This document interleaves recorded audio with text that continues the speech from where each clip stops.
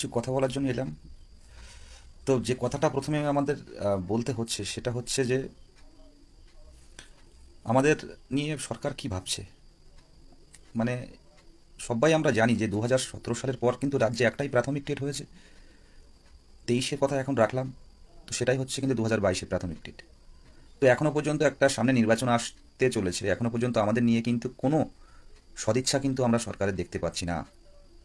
জানি না, বিভিন্ন পোর্টাল থেকে বিভিন্নভাবে জানানো হচ্ছে হয়তো আমাদের ভ্যাকান্সি ক্রিয়েট ইতিমধ্যে নোটিশ আসবে, কিন্তু আমার কাছে যেটুকু খবর এরকম কোনো খবর নেই। তো এখন কি করণীয়? বাড়িতে বসে থাকবো? আজকে বাড়িতে বসে থাকলে তো 22 স্টেট বলে যে একটা বঞ্চিত চাকরি প্রার্থীরা ছিল সেটা তো জানতেই পারতো না।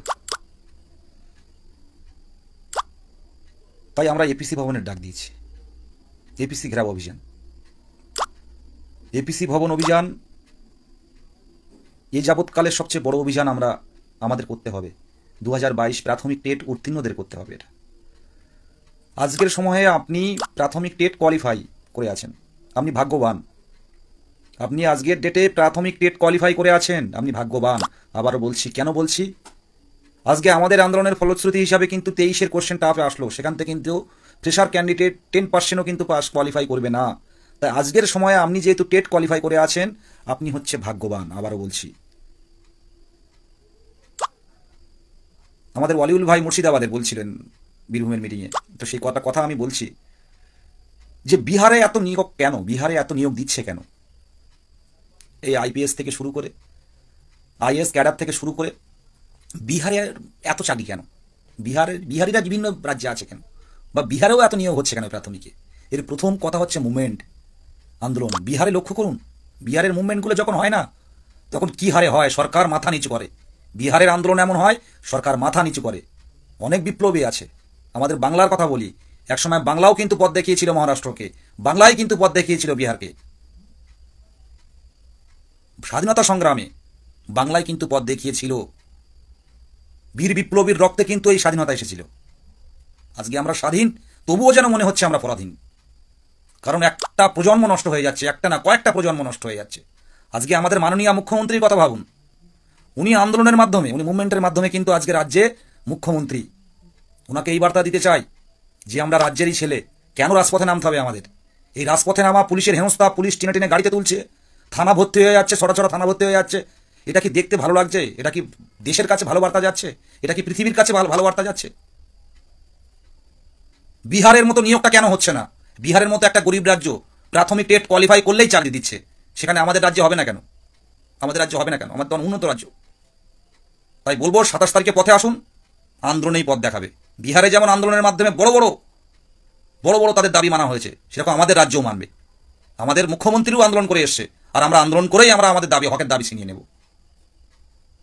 27 তারিখে আপনারা আসুন, হবু শিক্ষিকারা আসুন। কারণ সবাই কিন্তু এর আগেও বিকাশ ভবন অভিযানে কিন্তু যেভাবে আমাদের শিক্ষিকা, আমাদের দিদিমণিরা, হবু দিদিমণিরা যেভাবে আসলেন, সেটা কিন্তু দেখার মতো। অনেকে বাচ্চা রেখে এসছে অন্যের বাড়িতে, 1 বছরের বাচ্চা, অনেকে 2.5 মাসের বাচ্চা রেখে চলে আসছে আন্দোলনে। এটা কি ভালো, শোভনীয়? মুখ্যমন্ত্রী কেন এখনো এ নিয়ে বার্তা দিচ্ছেন না? যে বিহারের মতো, আপনি তো প্রত্যেকটা স্টেজে মুখ্যমন্ত্রী বলছেন, প্রত্যেকটা মঞ্চে বার্তা দিচ্ছেন, 1.5 লক্ষ শূন্যপদ রয়েছে, প্রাথমিকে প্রায় 1 লক্ষ। আরে 1 লক্ষ অত দরকার নেই, ডবল ডবল চাকরির দরকার নেই, কিন্তু যেটুকু ন্যূনতম প্রয়োজন সেটুকু তো দেবেন। এটা তো আমরা ভিক্ষা চাইছি না, এটা তো ভিক্ষা চাইছি না, এটা হকের দাবি, আমাদের অধিকার। ভিক্ষা চাইছি না, ভিক্ষা না। এটা কেউ বাড়ি থেকে আমাদের স্যালারি দেবে না, আমাদের বেতন দেবেন আমাদের ট্যাক্সের পয়সা থেকে। তাই বলবো, 27 তারিখে পথে আসুন, আন্দোলনেই পথ দেখাবে। কারণ আমরা বিভিন্ন, মানে বারে বারে বিভিন্ন যে মানে আধিকারিকদের কাছে গিয়ে বলেছি, বারে বারে আমাদের দাবিগুলো তুলে ধরেছি, কিন্তু কোনো সদুত্তর কিন্তু আমরা পাইনি। জানাচ্ছি, মুখ্যমন্ত্রীর কাছে পাঠাচ্ছি, এই পর্যন্তই। পরে আপনাকে জানিয়ে দেওয়া হবে, পরে ফোন করে নেওয়া হবে। কিন্তু কেন এইভাবে আমাদের নিয়ে ছেলে খেলাটা কেন হবে? আমরা তো ন্যায্য দাবিদার, আমরা তো যোগ্য। তাই বলবো, 27 তারিখে যে যেখানে থাকুন, 27 তারিখে শিয়ালদায় চলে আসবেন। আমরা বলেই যাচ্ছি এপিসি অভিযান। আমরা বলছি না যে এপিসি অভিযান বলে বিকাশ ভবনে গিয়ে বসে থাকবো, আমরা এপিসি অভিযানেই যাব, বলেই পথে নামবো। আর কতটা কলকাতা পুলিশ আছে আমাদেরকে অ্যারেস্ট করুক। আবার বলছি, পুলিশ আমাদের শত্রু নয়। পুলিশকে আমি এই বার্তা, আমার পার্সোনাল ফেসবুক অ্যাকাউন্ট থেকে এটাই বার্তা দিতে চাই যে আমাদের সাথে হেল্প করুন। আমাদের যেহেতু আমি গ্রুপে কিন্তু ফেসবুকটা লাইভটা করিনি, আমার ফেসবুক অ্যাকাউন্ট থেকে করছি। কারণ আমাকে যথেষ্ট বিভিন্ন আধিকারিকরা চেনেন, 22-এর হয়ে আন্দোলন করি। আমার এখান থেকেই বার্তা দিচ্ছি যে কোনো কারণে কারোর যদি কোনো প্রবলেম হয়, সেটা কিন্তু পুলিশ দায়ী থাকবে, পুলিশ প্রশাসন কিন্তু 27 তারিখে দায়ী থাকবে। কারণ আমরা কিন্তু এর আগেও পুলিশ প্রশাসনকে জানিয়েছি আমরা আইন অমান্যে যাচ্ছি। এবার কোনো কারণে কোনো ছেলে মেয়ে যদি কোনো অসুস্থ কিংবা কোনো কারণে কোনো অ্যাক্সিডেন্টালি কোনো ঘটনা ঘটে যায়, সেটা কিন্তু পুলিশ প্রশাসন দায়ী হবে, এটা মাথায় রাখবেন। আমরা চোর নয়, আমরা ডাকাত নয়, আমরা এই বাংলার মানুষ, এই বাংলার বহু শিক্ষক। আমরাই পরবর্তীকালে আমরাই শিশুদের শিক্ষা দেব। আর সেই শিশু পরবর্তীকালে কোনো IPS IAS অফিসার হবে, সেই শিশুই রাজনীতিবিদ হবে, তারাই দেশ চালাবে। সুতরাং তারাই দীর্ঘদিন বঞ্চিত। শিশু শিখবে কি? একটা শিক্ষার্থী শিখবে কি? তার সেখানে তো ঘাটতি চলে আসছে। ছোটবেলায় যে মনোবিজ্ঞানসম্মত শিক্ষা, সেখান থেকে তো ঘাটতি চলে আসছে। কেন ভাবছেন না? কেন জাপানে গিয়ে, কেন চীনে গিয়ে, কেন রাশিয়া গিয়ে সেখানে সংস্থান আছে, প্রত্যেকটা কর্মসংস্থান আছে, যার যেদিকে ক্ষমতা, যার যেদিকে কোয়ালিটি, যার সেদিকেই পাঠানো হচ্ছে। সেইখান থেকে কিন্তু আমাদের দেশে দেখতে পাচ্ছি রাজনীতি, এ ওকে বলছে সারাদিনের কথা, এ ওকে বলছে, ও একে বলছে, এ ওকে বলছে, ও একে বলছে, আর মাঝখানে যারা আমরা সমাজ গড়ার কারিগর, তারা রাস্তায় পড়ে থাকছি। কেউ তো বাড়ি থেকে এনে টাকা দেবে না, আমাদেরকে স্যালারি দেবে না।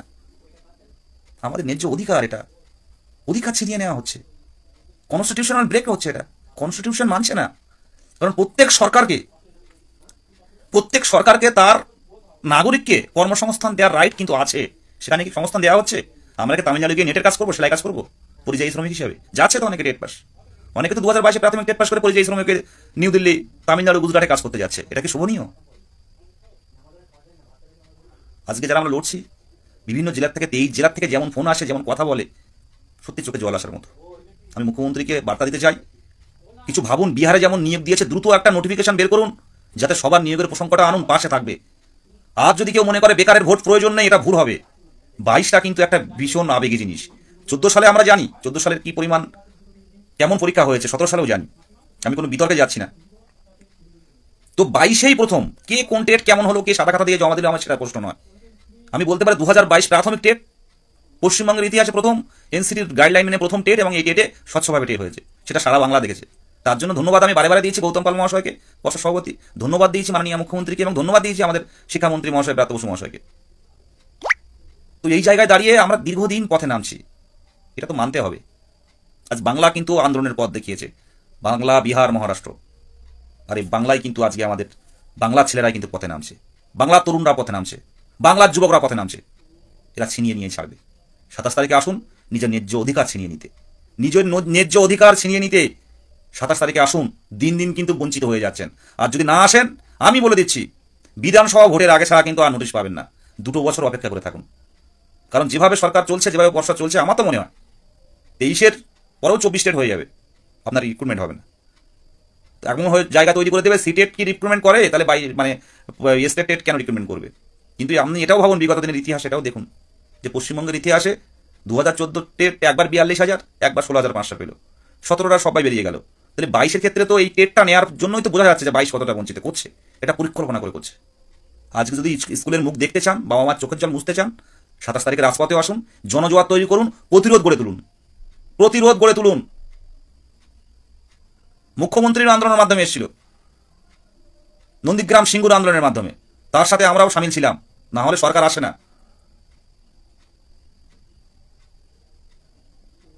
দিনের পর দিন একটা শিক্ষিত সমাজকে, একটা সমাজ গড়ার কারিগরকে যদি রাস্তায় পড়ে থাকে, আমাদের তো আইনি জটিলতা নেই, তাহলে কেন? এটা আমি একটু বলবো, 27 তারিখে সবাই আসুন। আমি